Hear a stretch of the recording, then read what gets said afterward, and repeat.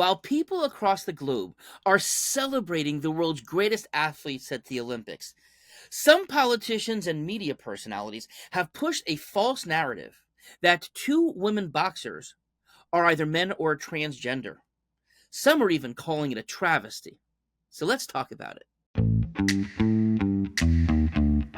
Hey everybody, I'm Dr. David, a board certified pediatrician in Tampa, Florida.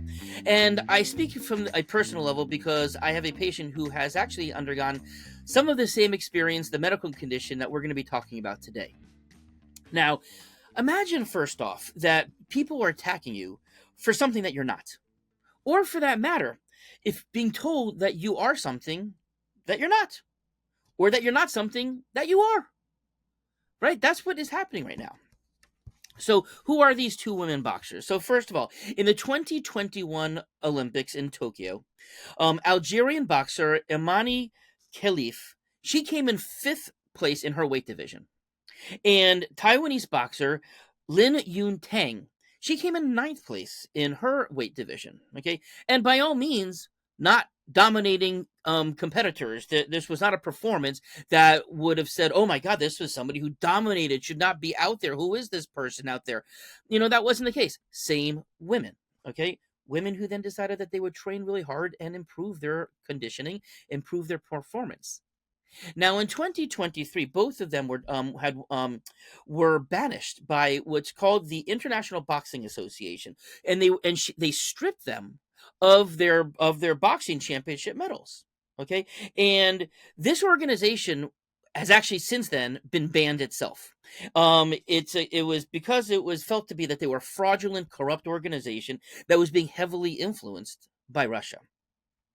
But what they did is the organization had run testing and found each of them to have XY chromosomes and high testosterone. Okay, so now here comes 2024 and the Olympics. Now, the International Olympic Committee, the Boxing Committee, they said that the ban of those women in the first place was completely wrong. They disassociated with the International Boxing Association and decided that they would have their own rules and made the call. And they said that because of the fact that both of their birth certificates said that they were female, they were born with the vagina. That's what happened. In addition to that, both of their passports say that they are female. Okay, they were identified at girls' birth. They were raised as girls, and they're recognized by their countries as women.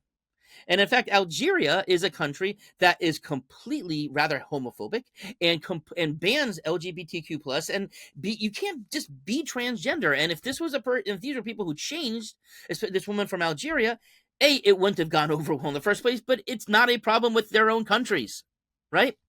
So, now, while I don't know the specific medical conditions, because of course they have a medical chart and their privacy, but they've been identified as both having something called a disorder of sexual development. And this is a diagnosable medical condition where the reproductive organs and their genitals are mismatched at birth from their genetics. And so what are referred to as XY females. This is what they're referred to as XY females, not XY males. And they were born with, and people who are XY females, they're born with external female genitalia. They can have underdeveloped testicles, often in the pelvic area where ovaries may be, and could even be confused as ovaries on an ultrasound. Now, often, but not always, they will also have high testosterone. Now, ignorant and transphobic people became outraged when a word came out that they were actually succeeding in the Olympics and becoming medalists. Now, they said horrible things about them. They were bullied, personal attacks. They were told that they were men. They were told that they were transgender. That's when and being labeled as such, which of course that can bring a big workup from the whole world or from people who listen to them. Now, they were absolutely outraged that they were allowed to fight another woman. Now, one such person is Donald Trump, who personally has attacked. And again, this is a man with possibly the biggest microphone in the world. So therefore, possibly one of the biggest influencers in the world, who said that if he's president, he's going to keep men out of women's sports. And on his Truth Social, he actually posted a clip of the boxer Khalif in the match, one of the matches, and at rallies, next to saying that he would keep men out of women's sports. So he was obviously connecting it because he tied those two things together in the same post. Now, and it wasn't just there. He did it at rallies. He called it a travesty that these women were allowed to be fighting. Now, it's kind of a weird thing to say such a thing about a woman listed as a female on her birth certificate and on her passport, yet calling that person a male. It doesn't comport. It does seem as if he does have a pattern of telling people who they are or who they're not, with no knowledge about the particular situation, and no sense of nuance, no sense of the possibility that could be complex medical situations that lead to certain things. Okay, now it wasn't just him. Jake Paul, he made almost the exact other thing. J.K. Rowling was up in the author of the Harry Potter books, up in arms about this, posting such terrible things about this situation. And there were others, people in right-wing media, were also making these same disparaging results about these women. Now, as I said, why this is personal to me, okay? Long-term patient of mine, who we of course identified as female at birth. I knew this patient from very early on, certainly as part of a pediatric checkups. We checked genitalia, and so I knew what was there. Okay, I mean, this wasn't a potential thing. I knew what was there. I saw it, and this was a girl, and we just went on our way and did our checkups, and she went to school and did all the things that kids are supposed to do, and you didn't really notice much of anything. But at 15 years old, she and her family expressed concern because they realized, hey, everybody else, all of her friends had her period, and she hadn't. Okay. And also she realized that her breast, while there was some development, didn't develop again the way her friends were. So it was kind of obvious by 15 years of age that there was something different. Okay. Because obviously, and we did I did some hormone tests at first to see what was going on.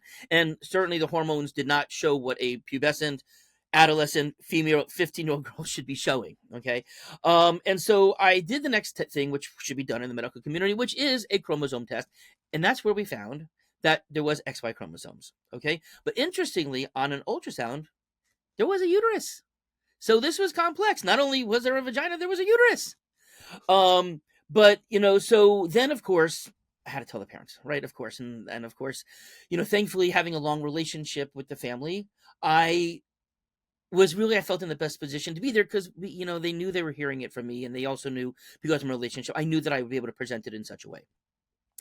And in talking with the parents and talking with the endocrinologist and I, we discussed that when we presented this to her, that we wanted to be clear to her that if she is identifying as a girl, as a female, that's who she is. That's who she's always has been. And if that's who she sees herself as, that's who she is. And nobody really even needs to know about this.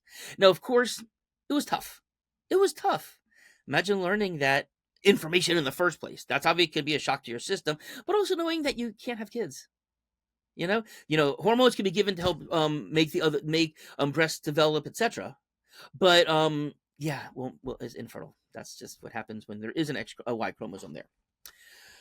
Okay, now what's my take on all this? First of all, those who are claiming that women athletes with high testosterone have unfair competitive advantage. What about women who have polycystic ovary disease, PCOS? You probably know somebody who has it. Right? These are women who may actually have a little extra facial hair. But why? Because their issues with the polycystic ovaries is they naturally make more testosterone, right? Women everywhere else, all the body parts are there as a woman, but there's increased testosterone. Should those people, those women be banned from athletic competition because of that? Now, what about athletes who have other significant advantages from a physiological perspective? Michael Phelps, Caleb Dressel, they were both known as part of the reason why they were such good swimmers is that they had a much longer wingspan than other people for their size. And so they had a competitive advantage that every time that they would stroke, they'd be able to move their arm longer distances and bring more water and be faster. What about basketball players? Basketball players who are maybe 7 feet, 7'4". They clearly have a competitive advantage over a 6-foot basketball player. We're not banning them because they have a physiological advantage. That's who they are. That's how they were born. This is what they grew up into. Okay? Now, I realize that there are people who are just haters, and they're going to say shit just to propose to move forward their own agenda. That's who they are. Calling them out for who they are. Hey, people can decide who they want to be. If they want to be a hater, I guess you're going to be a hater. Now, as I said, nobody saw these two women as having a competitive advantage, despite nothing changing about them in Tokyo.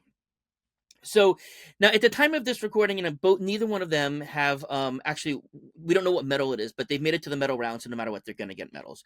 And so I just want to congratulate both of them, Amani Khalif, Lin Young Ting. Congratulations on winning an Olympic medal. That's one of the greatest accomplishments that anybody can have, and you are two women that should be so proud, and know that people have your back. I know that in their own countries they are being celebrated, they're being defended by their countries, and really it's a travesty that people are calling them what they're not, right? It's a travesty that they're saying it's a travesty, or at least it's a tragedy. So, anyways, to these two women boxers, I do wish you're the best in your future endeavors, and that you get to pursue your life and everything that's important to you. Have a nice day.